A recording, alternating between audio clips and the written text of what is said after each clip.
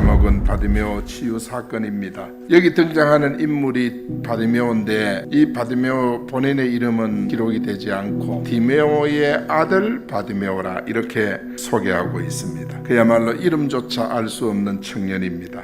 소경이고 거지고 그의 삶은 너무도 끔찍하고 비참한 가장 어렵게 사는 이 바디메오가 오늘 본문의 의미가 뭐냐면 예수님 만나고 인생이 바뀌었다.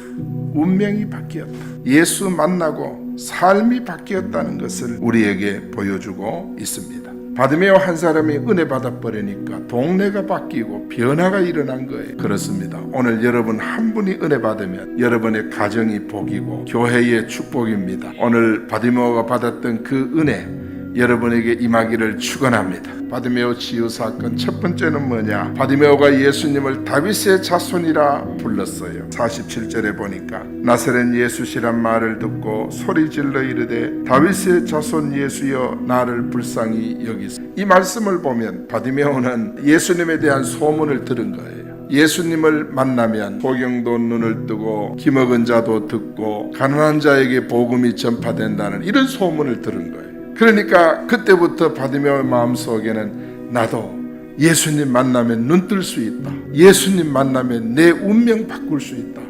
나도 예수님 만나야 한다. 간절히 기다리고 있었습니다.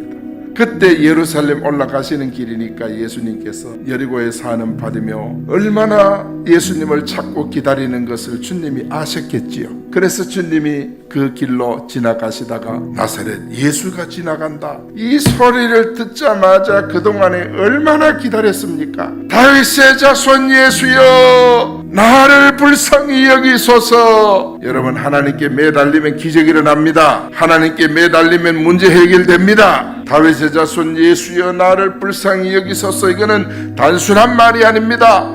우리 지금 말로 하면 예수님을 구주로 고백하는 고백입니다. 다윗의 자손이라는 것은 아들 법적 상속자입니다. 그리고 특권을 가진 자가 바로 자손입니다. 이렇게 예수님은 하나님의 아들입니다. 그리고 예수님은 법적 상속자로 이 땅의 구원자로 오셨습니다. 인생을 죄에서 구원할 특권은 오직 예수님에게 있는 줄 믿습니다. 바디메오가 그것을 아는 것입니다. 그것을 깨달은 거예요. 다윗의 자손은 뭡니까? 왕의 후손으로 왕의 혈통으로 예수님께서 만왕의 왕으로 오신다는 뜻입니다. 비록 아버지도 거지 자기도 거지 아버지도 소경 자기도 소경 이런 운명을 타고나도 예수님이 누구신지 정확히 알고 다윗의 자손 왕으로 오신 예수를 알고 그분이 그 주 그리스도임을 알고 고백하는 이 확실한 믿음을 가장 천대받는 바디메오가 알았다는 거예요. 바디메오가 안 그 예수 그리스도를 오늘 여러분 깨닫기를 바랍니다. 마태복음 1장 1절에 보면 아브라함과 다윗의 자손 예수 그리스도의 세계라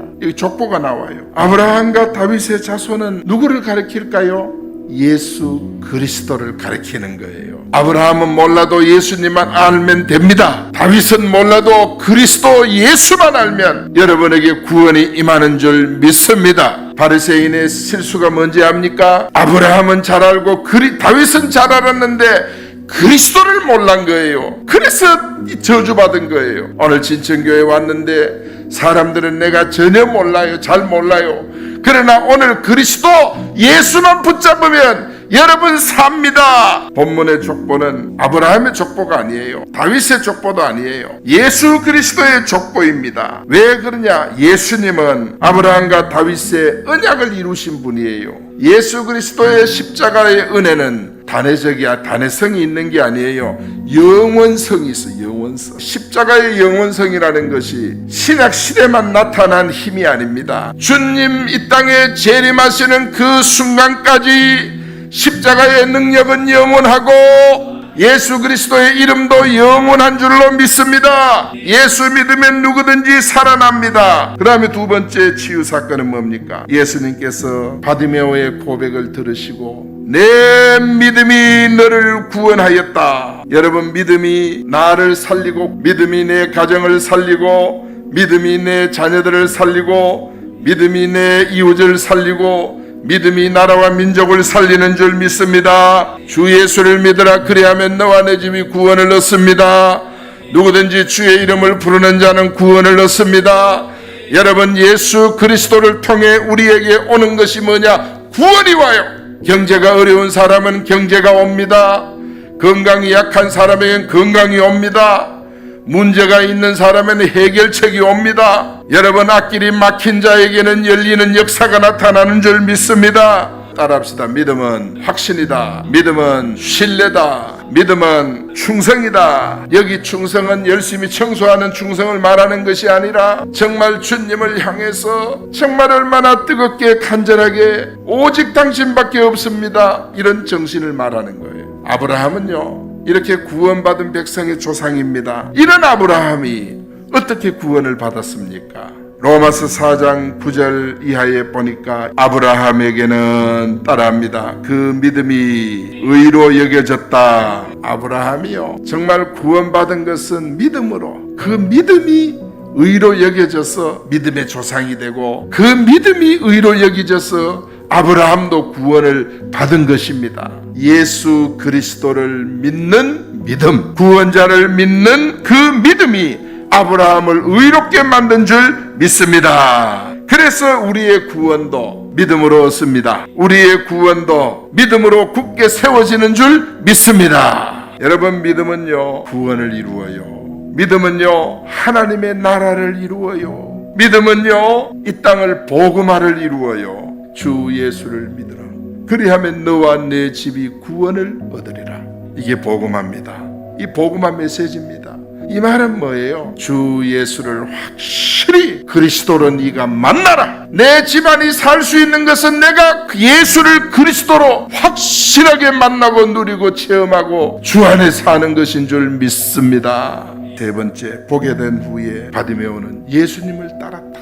52절에 보니까 그가 곧 보게 되어 예수를 길에서 따르니라. 여러분, 따른다고 하는 말은 원문에 보니까 같은 길에 있다, 이런 뜻이거든요. 동행한다, 이런 뜻이에요. 예수님을 구주로 고백하고 바디메오가 믿음으로 구원을 얻고 눈을 뜬 것으로 끝나는 것이 아니라 그에게는 믿음의 삶이 따랐어요. 그리고 제자가 된다는 뜻도 있어요. 주님과 함께 할 뿐만 아니라 주님을 항상 진실하게 따르는 제자. 여러분, 우리가 주 오시는 날까지 주님과 함께 늘 동행하는, 주님을 따르는 참 제자로 여러분 세워질 수 있기를 바랍니다.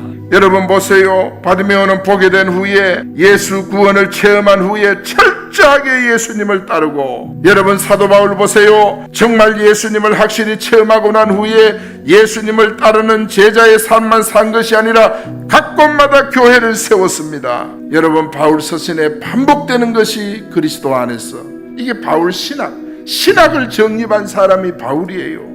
정말 바울은 일생 동안 그리스도를 본받는 삶을 살았고 그리스도를 따르는 삶을 살았어요. 여러분, 바디메오가 치유받고 구원받은 후에 예수님과 함께 하였듯이 믿음의 사람들은 주님과 함께하고 주님과 동행하고 주님의 제자로 살아가야 하는 줄 믿습니다. 여러분, 우리 삶의 이유가 뭡니까? 로마서 14장 8절에 보니까 살아도 주를 위하여 살고 죽어도 주를 위하여 죽나니 사나 죽으나 우리는 주의 것이로다. 모든 것에는 이유가 있습니다. 우연이라는 것이 없어요. 다 필연입니다. 모든 것에는 하나님의 숨은 계획이 있어요. 우리가 사는 이유가 뭡니까? 주를 위해서 아닙니까? 우리 사나 죽으나 우리가 주의 것입니다. 그러니까 주를 위해 살고 주를 위해 죽어야 합니다. 살든지 죽든지 내 몸에서 그리스도를 기쁘게 해야 되는 줄 믿습니다. 우리가 창조된 이유가 뭡니까? 주께서 나를 만드신 이유가 뭡니까? 주님을 기쁘시게 하기 위해서, 주님을 기쁘시게 하는 삶이라면 여러분 아멘하고 여러분 현장에서 일어나기를 축원합니다.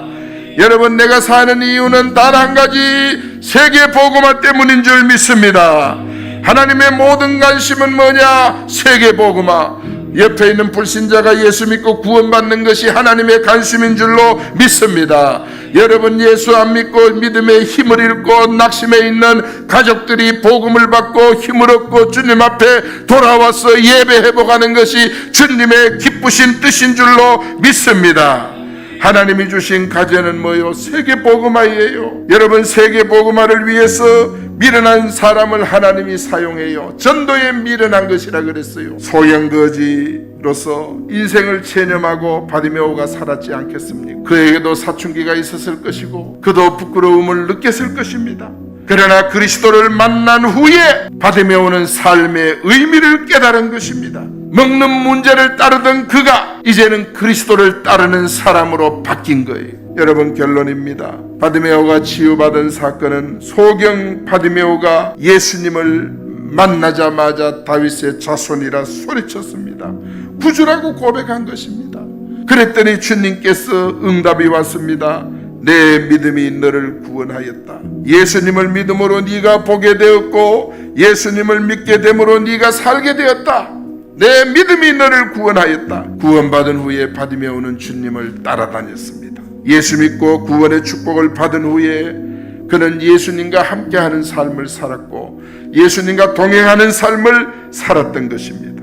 우리도 예수님이 구주이심을 고백하기 바랍니다. 믿음으로 살기 바랍니다. 믿음으로 구원을 체험하기를 축원합니다. 예수님과 동행하며 예수님을 위해 살며 예수님의 제자로 늘 감사하는 여러분 되기를 축원합니다.